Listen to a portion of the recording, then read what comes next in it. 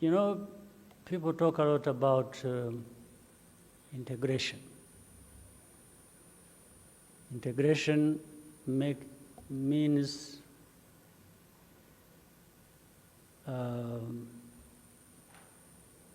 it has something to relate that relates to borders.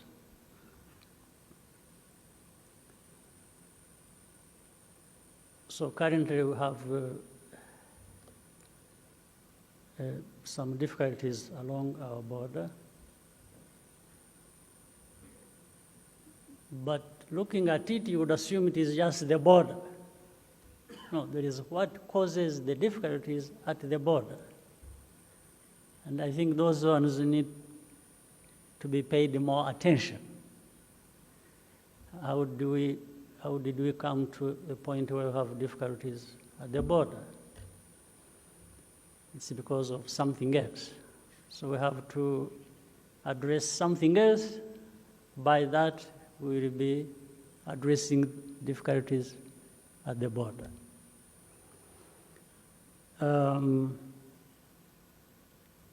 You know, even without borders, let's suppose borders were removed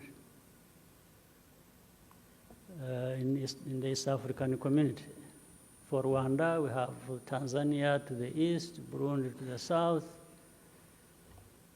DRC to the west, Uganda to the north.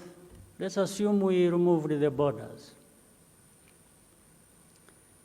By the way, even without borders, you still have neighbors. You know why? Because even within borders, let's say if you talk about Rwanda, within, we still have neighbors. I have a neighbor where you live 1 hour away from here by road. I have a neighbor. If you removed the border, the person who was on this side of the border becomes a neighbor of the other one who was on the other side of the border, isn't it? And then that one becomes a neighbor of another, then of another. So everybody, communities will always have neighbors. Why am I saying this? Even minus borders. For my family, my home, we have neighbors around. Depending on how I treat my neighbor or how the other neighbor treats me, we can either have freedom of movement, of relationship, and so on and so forth. But if my neighbor tells me, says, if I find you in my home compound, I will do something to you. What that results into is you are now creating a border, a line between your home and mine, isn't it? By just that statement, that if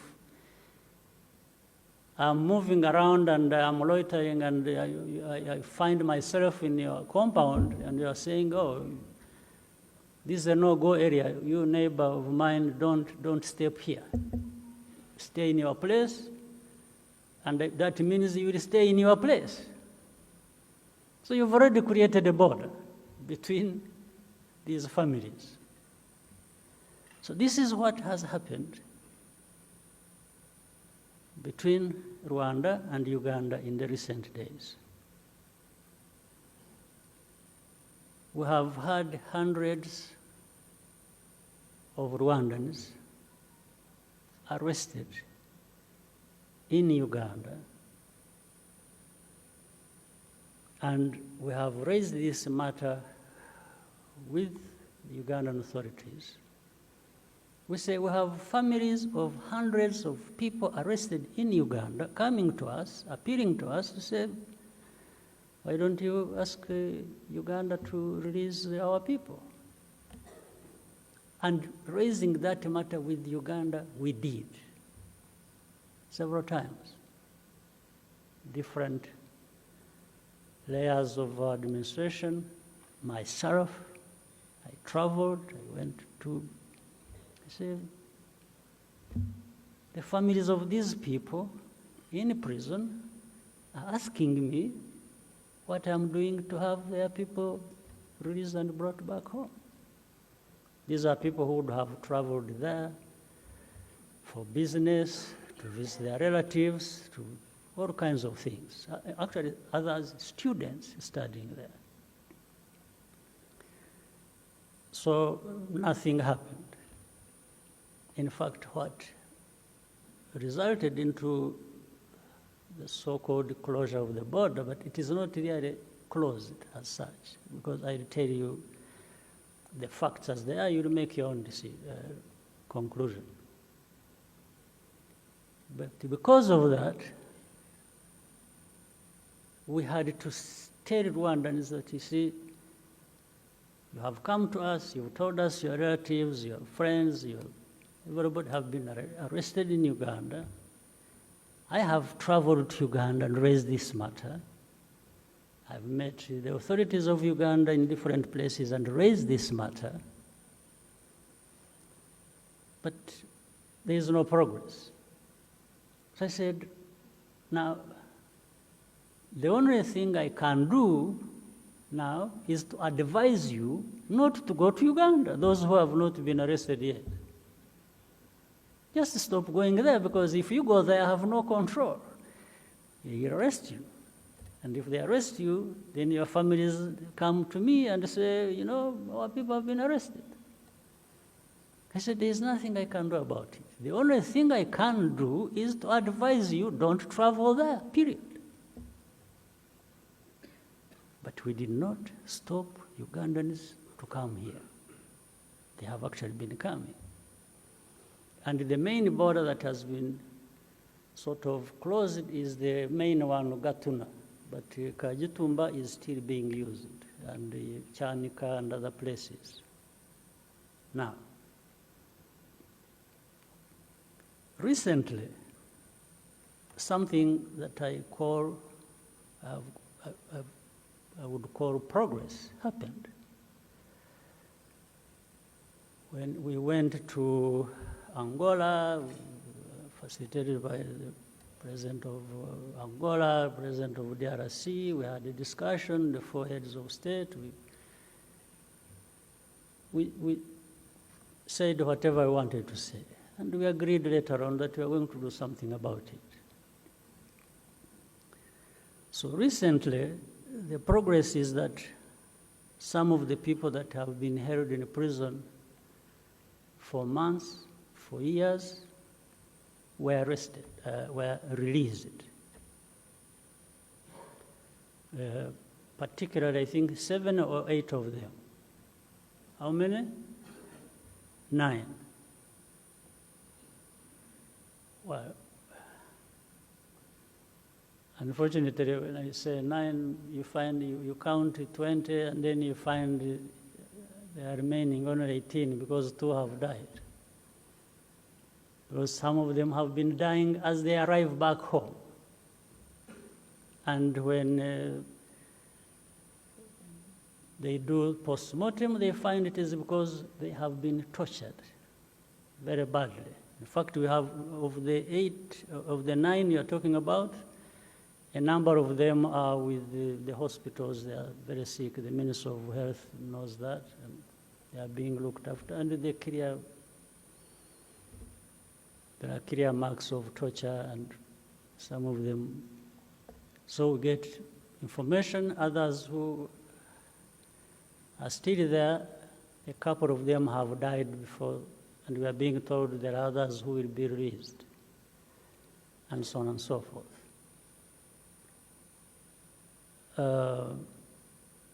Now, as that is happening, and I'm calling it good progress, that some people are released, forget about the other stories related with how they have been treated. Then the other side says, okay, you see, we have shown a good gesture. And we say, thank you. Then say, oh, you must also do something. Then you say, what? They say something that tells Rwandans now to start traveling to Uganda. And I asked one of the officials who had come to see me and was telling me that. I said, okay, I can easily say that. I can easily make a statement, go out there and say, oh, no, Rwanda is now okay because they've raised the 9 people. Everything is okay, start going to Uganda. And I told this official, I said, suppose I actually do that. And the next day and another day and another day, more Rwandans are arrested, and those who are still in custody are not released. Are you suggesting then I would go back to tell these Rwandans that, you know what, I was deceived. Please, again, stop going to, because that does not work. So I told them, I said, look, simply do us a favor. Just stop arresting Rwandans, because most of those you have arrested have no case at all. If they have a case, they haven't even been put to the courts for months and for years. You say, what kind of situation is this? Now, if you stop that, one. Second, if you really stop associating with these groups that are, and you've been giving support to destabilize our country, automatically the borders would be open. It's automatic. It's just a direct consequence, result of the other. So I said, the matter is simple. It is not a question of saying, do that, and I will do that, do that, and I will do that. No. For us, it is one thing. In fact, what I'm being demanded to do is to say, please, Rwandans, start comfortably going to Uganda. That's what I'm being asked. And I'm holding on to that because I'm not yet comfortable that I can tell Rwandans to feel free to go to Uganda. And then the next day they are arrested. So again, relatives come back to me and say, President, you deceived us. Now you have even put in trouble our relatives, our friends. This is what has been going on. And soon we will be going back to Angola to meet again, and the purpose is to review the progress where it has been made, and the reasons for lack of it in other cases. But the situation is this. Now, the rest is but in the midst of all this, there is so much talk about integration. Yes, we can have as many lectures for as long as we want about integration, but integration of regions and communities, and it does not happen just because you are making a slogan about it. No, it will happen, and it happens because you are doing the right thing that actually needs to be done in order for that to be realized. You can say, oh, borders,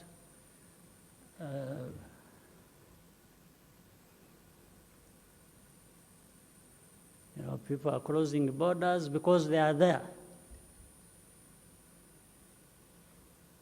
In other words, they shouldn't be there.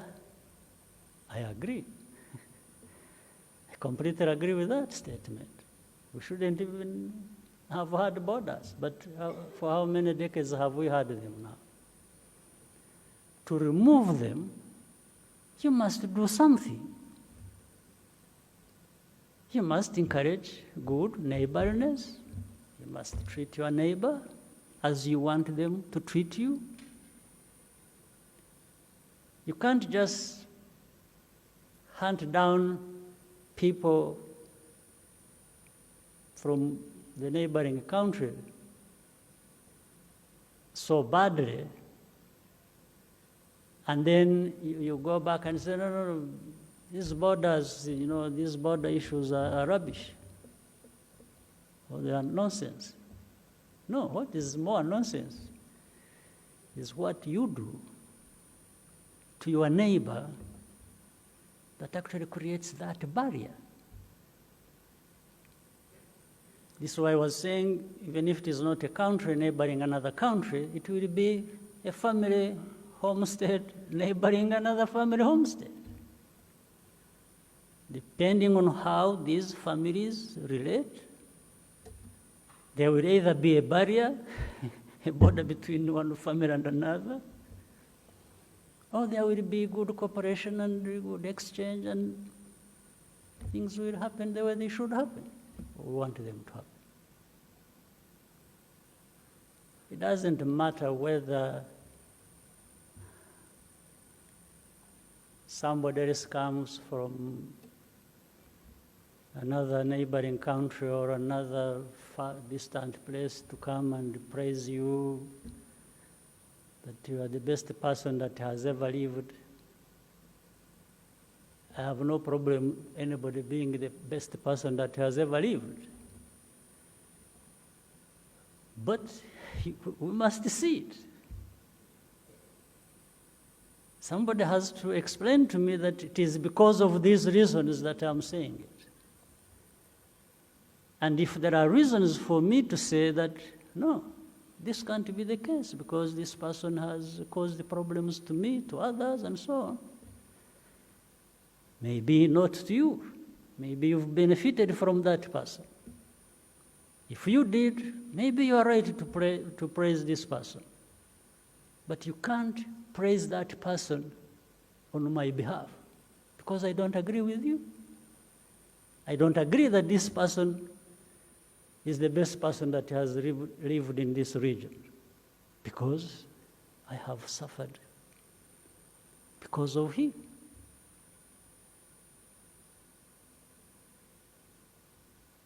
Back in the past, I was also telling people that here in Rwanda we used to have so many grass-thatched homes, what you call the nyakatsi. Even you have heard about it. Nyakatsi were grass-thatched houses, which we have been replacing for the roofing with the tiles and the iron sheets and so on. So, but I told people, which is a story that every one of you knows very well here, when you live, if you had, so many grass-thatched houses close to each other, you don't want to play a game of throwing fire flames all over the place, because your house will be burnt too. You might be wanting to throw it at your neighbor's house. When your neighbor's house catches fire, the flames of that fire will actually set fire on your grass-thatched house. This is the truth of the matter. That's why cooperation is the best, is the most important thing you can have. Not somebody who would be praised for being the best person that has ever lived, but plays games of setting fire to other people's houses. And when I talked of learning from experience, we have learned from experience. We know how bad it is to burn people's houses or to hurt people. We know how much it costs. So for us, we don't play those games of setting fire to other people's homes. But we invest ourselves and everything we have in trying to make sure that our homes, our houses are well protected. They don't catch fire easily. And make sure that whoever wants to set fire on our houses will do it at a very huge cost to himself.